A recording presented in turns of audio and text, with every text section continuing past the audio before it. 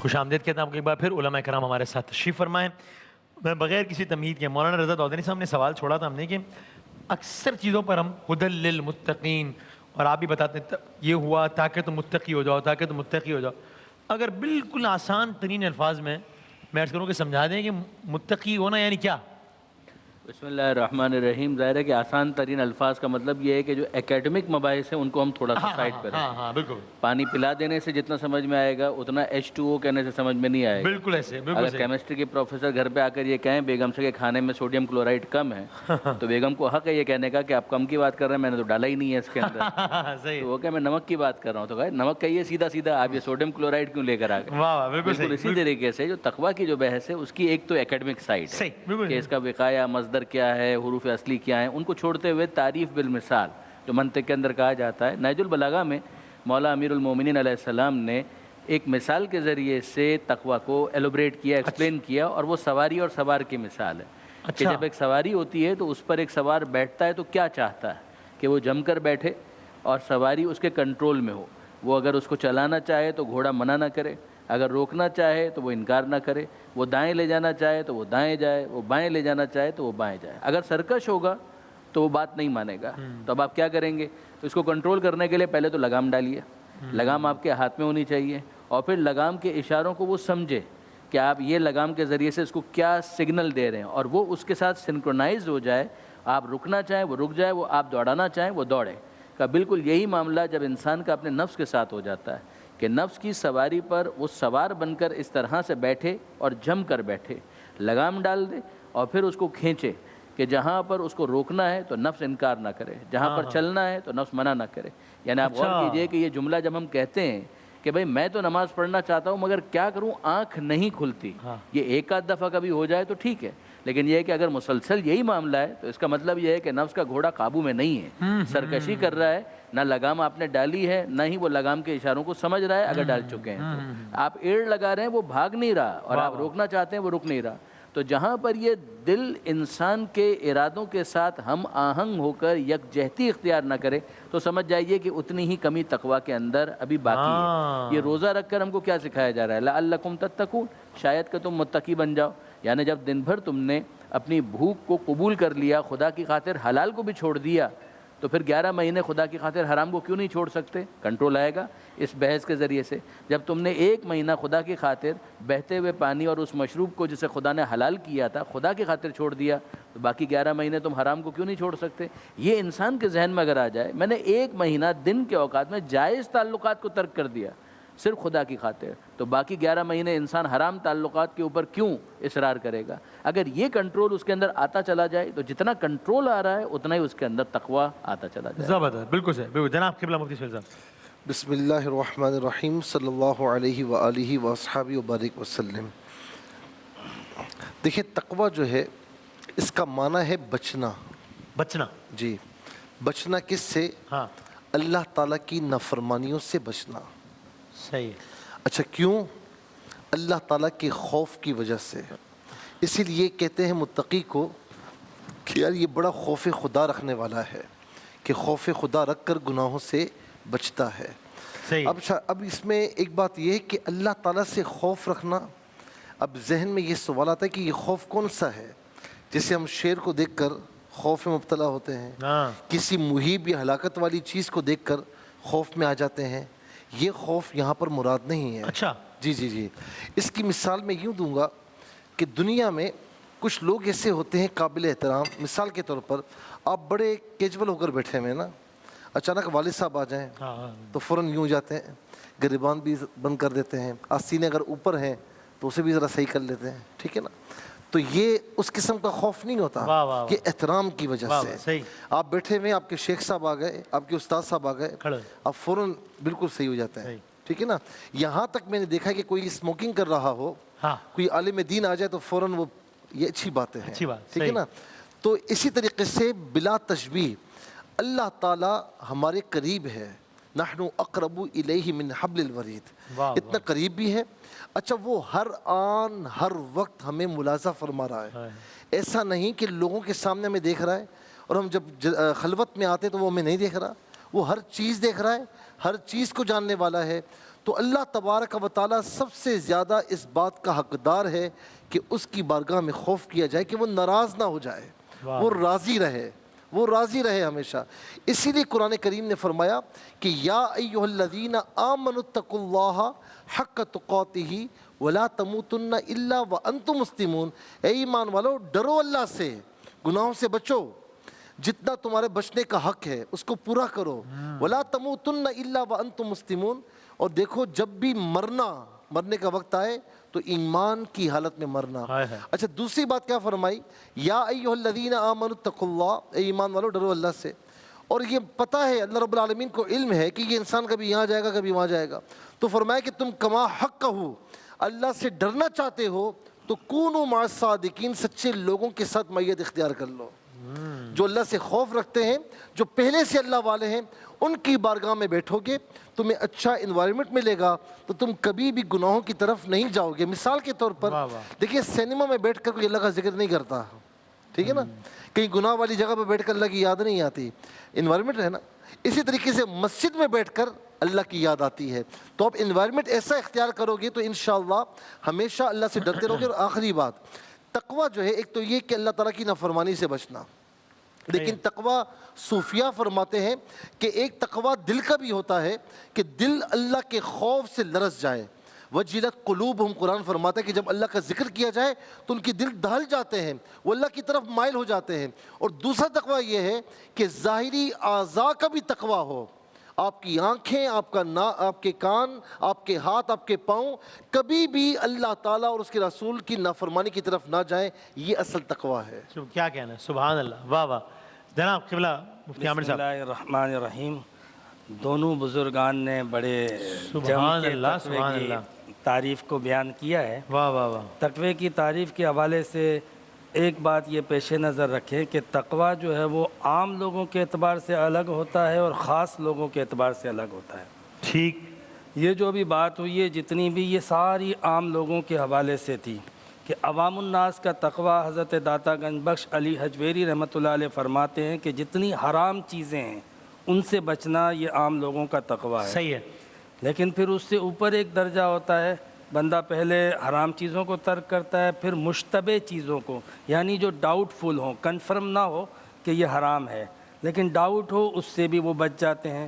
تو اس کو کہا جاتا ہے خواص کا تقوی، یعنی وہ اس منزل پر فائز ہوتے ہیں کہ جہاں تھوڑا سا بھی اندیشہ ہو کہ یہ حرام تو نہیں ہے، وہ چھوڑ دیتے ہیں، ترک کر دیتے ہیں۔ یہ بڑی عالی منزل ہوتی ہے، اور اس منزل پہ پھر گناہ کا احتمال، غلطی کا احتمال، خطا کا احتمال تقریباً منیمائز ہو جاتا ہے۔ قرآن نے اس لیے کہا ان للمتقین مفازا، کہ جو متقین ہیں وہ فائدے میں ہیں، جو متقین ہیں وہ کامیاب ہیں، کیونکہ متقی جو ہے وہ رخصت پہ نہیں کھڑے ہوتے ہیں، وہ کھڑے ہوتے ہیں عزیمت پر۔ وہ اس قدر احتیاط کے دامن کو تھامے ہوئے ہوتے ہیں کہ اب ان کے لیے جو ہے وہ گناہ ہونے کا امکان جو ہے وہ بہت بعید ہوتا ہے۔ لیکن عام لوگوں کا تقویٰ یہ ہوتا ہے کہ گناہ سے نکل آتے ہیں مگر ہوتے بارڈر پر ہیں کہ ایک قدم آگے بڑھائیں تو حلال سے حرام میں جا سکتے ہیں۔ صحیح ہے۔ متقی بہت دور ہوتے ہیں، اس لیے آپ اولیاء اکرام، بزرگان دین کی زندگی میں دیکھو گے نا کہ یہ اہل تقویٰ لوگ ہیں، تو تقویٰ والے لوگوں کی زندگی میں آپ کو اتنی احتیاط نظر آئے گی کہ آپ حیران ہو جائیں گے۔ کسی نے پوچھا کہ عام لوگوں کی زکوٰۃ کیا ہے، تو بتایا کہ 2.5%، یعنی وہ 2.5% جو ہے وہ اللہ کی راہ میں دے دیتے ہیں۔ اور پوچھا گیا کہ متقین کی زکوٰۃ کیا ہے، تو کہا کہ 2.5% رکھ لیتے ہیں اور باقی سارا جو ہے وہ اللہ کی راہ میں دے دیتے ہیں۔ اور ایک اس سے بڑا درجہ ہے جو سارا اللہ کی راہ میں خرچ کر دیتے ہیں، تو وہ صدیقین کی جماعت ہوتی ہے، وہ حسین کی جماعت ہوتی ہے، وہ اہل بیت ہوتے ہیں کہ جن کا تقویٰ اتنا ہوتا ہے کہ وہ سب کچھ راہ خدا میں لٹا دیتے ہیں، اپنی جان تک لٹا دیتے ہیں۔ تو درجے الگ الگ ہیں، عام لوگ اتنی قربانیاں نہیں پیش کر سکتے ہیں، لیکن متقی جس منزل پر فائز ہوتا ہے وہ عام لوگوں کی طرح نیکی نہیں کرتا، اس کی نیکی بہت بلند ہوتی ہے۔ نبی کریم صلی اللہ علیہ وسلم نے فرمایا حسنات الابرار سیئات المقربین، کہ جو خاص لوگوں کی جو نیکیاں ہوتی ہیں، عام لوگوں کی جو نیکیاں ہوتی ہیں وہ خاص لوگوں کے یہاں گناہ میں شمار ہوتی ہیں، یعنی خاص لوگوں کا درجہ اتنا بلند ہوتا ہے، ان کا تقوی اتنا بلند ہوتا ہے کہ وہ اپنے عمل کو اتنی ادنا سطح پہ اللہ کی بارگاہ میں پیش نہیں کرتے ہیں۔ جزاک اللہ، بالکل صحیح۔ ہمارے پاس 3 منٹ ہے تو ایک منٹ کر کے، چونکہ ابھی وہ اگین اعتکاف کے دن قریب آ رہے ہیں، بہت سارے سوالات آ رہے ہیں، آپ لوگ اعتکاف کی فضیلت کے حوالے سے ایک بات اگر بتا دیں تاکہ اگر جو لوگ سوچ رہے ہیں ان کے دل اگر مائل ہو جائیں۔ جناب بسم اللہ۔ یعنی اسی سے اندازہ کیجئے کہ جناب ابراہیم اور جناب اسماعیل علیہ السلام جب خانہ کعبہ کی تعمیر کر چکے تو پروردگار عالم نے ان دونوں کو مخاطب کر کے یہ کہا انطہر بیتی للطائفین والعاکفین والرکع السجود، اے ابراہیم اے اسماعیل میرے اس گھر کو پاک رکھو، کن لوگوں کے لیے؟ طواف کرنے والوں کے لیے، اعتکاف کرنے والوں کے لیے، رکوع اور سجدہ کرنے والوں کے لیے۔ تو ان اہم عبادات میں شامل ہیں کہ جن کے لیے خانہ کعبہ کو بنایا گیا، تعمیر کیا گیا، پروردگار عالم نے اس کے لیے خاص ذکر فرمایا۔ اسی سے اندازہ ہو جاتا ہے کہ یہ عبادت کتنی اہم ہوگی۔ پیغمبر اکرم نے عام طور پر اہتمام کے ساتھ آخری عشرے کے اندر اعتکاف فرمایا ہے۔ یہ پیغمبر اکرم کی نظر میں بھی بہت اہم عبادت ہے، اور قرآن میں جو چیز اہم ہے وہ پیغمبر اکرم کی نظر میں اہم ہوتی ہی ہے۔ سبحان اللہ۔ قبلہ دیکھیں، ایک تو روزہ، ہاں، اور پھر اس کے بعد آخری عشرے میں سنت اعتکاف، سونے پر سہاگا ہے۔ واہ واہ واہ۔ اور اعتکاف والا فرمایا کہ اس کی خاصیت یہ ہوتی ہے کہ وہ نیکیوں میں یعنی اللہ کی رضامندی حاصل کرنے میں فرشتوں کے مشابہ ہو جاتا ہے، یعنی گناہوں سے بالکل پاکیزہ ہو جاتا ہے۔ حضور نبی کریم صلی اللہ علیہ وسلم نے فرمایا کہ من اعتکف یوما ولیلۃ، کہ جس نے ایک دن اور ایک رات کا اعتکاف کیا، یہ عام نفلی اعتکاف کی بات ہو رہی ہے، تو فرمایا کہ اللہ تعالیٰ اس کے گزشتہ گناہوں کی مغفرت فرما دے گا۔ اور میں آخر میں ایک بات تقوی کے حوالے سے کہوں گا، حدیث پاک ہے کہ 7 ایسے لوگ ہیں کہ جن کو اللہ تعالیٰ روز قیامت اپنے عرش کے سائے میں جگہ عطا فرمائے گا، جس دن کوئی سایہ نہیں ہوگا۔ اور میں یہاں بطور پیغام بھی کہوں گا کہ لوگوں کے لیے بعض اوقات ہم گناہ چھوڑ دیتے ہیں، کبھی اللہ کے لیے بھی چھوڑ کر دیکھیں کہ اس میں نبی رحمت علیہ السلام نے فرمایا کہ ایک وہ شخص سے نوجوان کہ گناہ سامنے ہو، کوئی رکاوٹ نہ ہو، لیکن وہ یہ کہہ کر دور ہٹ جائے کہ میں اللہ سے خوف کرتا ہوں، روز قیامت اللہ تعالیٰ کے عرش کے سائے میں اسے جگہ ملے گی۔ سبحان اللہ، سبحان اللہ۔ کیا کہنا ہے؟ اعتکاف کے حوالے سے وسیم بھائی یہ بات پیش نظر رہے کہ قرآن میں اللہ تبارک و تعالیٰ نے حکم فرمایا ہے وَتَبَتَّلْ إِلَيْهِ تَبْتِيلًا، ہر ایک سے ہٹ کر اور کٹ کر اسی کا ہو کے رہ جا۔ اب عام حالات میں جو نبی کریم علیہ السلام نے ہمیں نظام دین دیا اس میں یہ ممکن نہیں ہے کہ بندہ سب چیزوں سے کٹ جائے، مشاغل حیات سے، کاروبار حیات سے، زندگی کے باقی تعلقات سے۔ ظاہر سی بات ہے یہ رہبانیت میں تھا، تو اس حکم پر عمل کرنے کے لیے اور انسان کی اس جذبے کی تسکین کے لیے اللہ تعالیٰ نے ہمیں اعتکاف عطا فرمایا کہ پوری زندگی کے لیے تو آپ ہر ایک سے نہ کٹو، لیکن سال میں 10 دن ایسے نکال لو کہ جس میں آپ سب چیزوں سے کٹ جاؤ۔ تو یہ ہے اعتکاف کی اصل روح۔ یہ بات اس لیے کہہ رہا ہوں کہ اعتکاف شوق میں لوگ کرتے ہیں، مگر اعتکاف میں بھی کسی سے کٹتے نہیں ہیں، وہ موبائل لے کے بیٹھے ہوتے ہیں، دوستوں کی گیدرنگیں چل رہی ہوتی ہیں، تو اعتکاف کی روح تو فوت ہو جاتی ہے۔ تو اعتکاف جو ہے وہ انسان کا جب بندہ مومن کرتا ہے تو اس کا مقصد یہ ہوتا ہے کہ بندہ ان 10 دنوں میں خاص اللہ تعالیٰ سے جڑ جائے، تو وہ اس کی اصل روح ہے۔ سبحان اللہ۔ بہت نوازش، تینوں مہمانوں کا بہت بہت شکریہ، تینوں علماء کرام کا بہت شکریہ۔ ایک وقفہ انشاءاللہ، اس کے بعد جناب زہیب اشرفی صاحب اذان فجر دینے کی سعادت حاصل کریں گے انشاءاللہ۔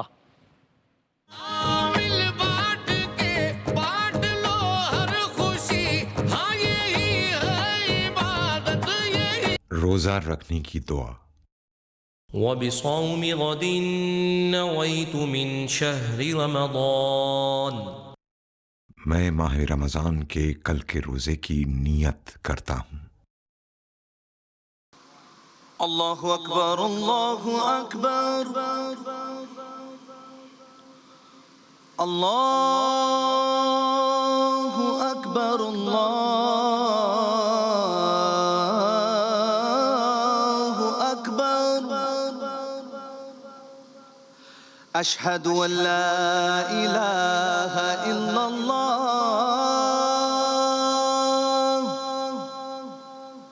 اشہد ان لا الہ الا اللہ، أشهد أن محمد رسول الله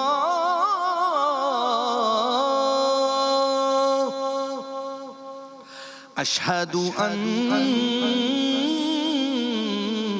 محمد رسول الله حي على الصلاة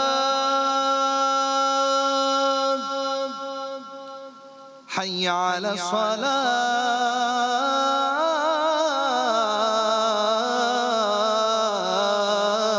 الصلاة حي على الفلاح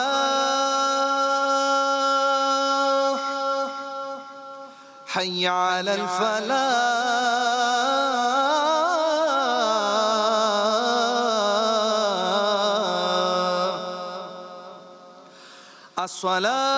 الصلاة خير من النوم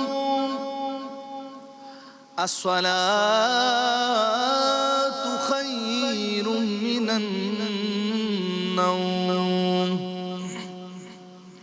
الله أكبر الله أكبر لا إله إلا الله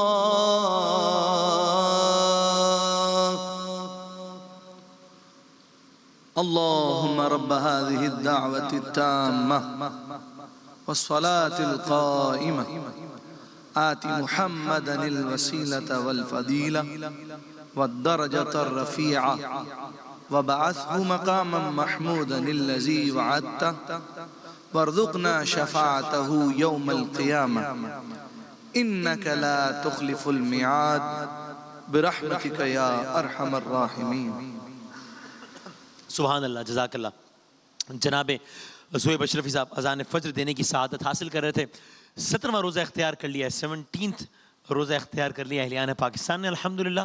دنیا کے کئی علاقوں میں 18واں روزہ، دوسرا عشرہ اپنے اختتام کی جانب بڑھا ہے بہت تیزی سے. ہم آخری عشرے میں داخل ہو رہے ہیں، ہم طاق راتوں میں داخل ہو رہے ہیں اور ماہ مبارک کی بھی آخری گھڑیوں میں ہم داخل ہو رہے ہیں. اللہ تعالیٰ جو جو اعمال کیے جا رہے ہیں سب کو قبول فرمائے انشاءاللہ. آئیے آج اس دعا سے اختتام کرتے ہیں جسے ہم نے عرض کیا تھا کہ ہم کوشش کریں گے روزانہ نشریات کا اختتام کسی نہ کسی ایسی دعا سے کریں جو کہ قرآن مجید میں درج اور کسی نہ کسی نبی نے اللہ تعالیٰ سے وہ دعا مانگی ہو تو ظاہر اس سے زیادہ پھر اور سنت کیا ہوگی. تو حضرت آدم و حضرت حوا کی جو دعا تھی آئیے اس سے اختتام کرتے ہیں. بسم اللہ الرحمن الرحیم. ربنا ظلمنا انفسنا وَإِن لَمْ تَغْفِرْ لَنَا وَتَرْحَمْنَا لَنَكُونَنَّ مِنَ الْخَاسِرِينَ. اللہ تعالیٰ ہم سب کا شمار ان لوگوں میں کرے کہ جن کی توبہ قبول ہو اور جو کہ خسارہ پانے والوں میں نہ ہو انشاءاللہ. بشرط صحت سلامتی زندگی اب سے کچھ گھنٹوں بعد یعنی کہ 1:45 17ویں شان افطار میں انشاءاللہ. تب تک کے لیے اللہ حافظ.